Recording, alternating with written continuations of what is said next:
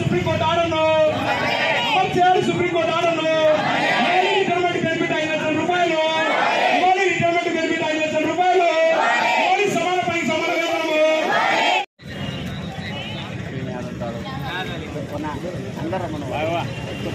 మోడీ కనీస వేతనం 26,000 రూపాయలు.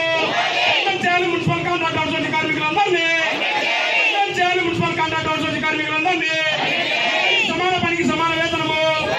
కూడా సిగరెట్ ముక్కలు వేయడము, ఏదైనా కూడా తినుబండారాలు తిని తాగేయడము.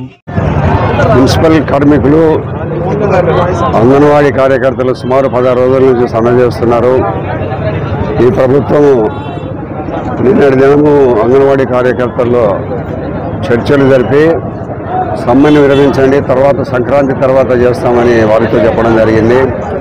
15 రోజులుగా సమ్మె చేస్తూ ఉండబడినప్పటికీ ఏదో వాళ్ళతో నెగోషియేషన్స్ జరిపి కొంత మేరకు ఏదో మీకు శాలరీస్ పెంచుతామని వాళ్ళకి చెప్పకుండా 15 రోజులు సంక్రాంతి తర్వాత మీరు మీ సమస్య పరిష్కారం చేస్తామని చెప్పడం అనేది దుర్మార్గమైన చర్య.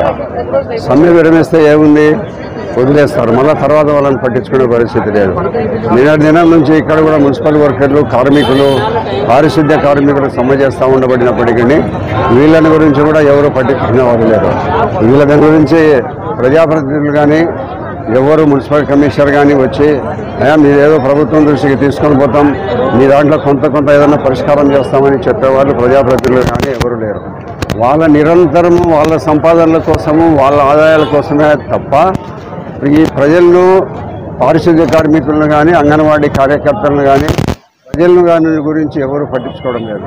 నిరంతరము వాళ్ళ ఆదాయాలు, వాళ్ళ పరిస్థితులు, వాళ్ళ సంపాదనలే తప్పక ప్రజల గురించి ఎవరు పట్టించుకునే పరిస్థితి లేదు.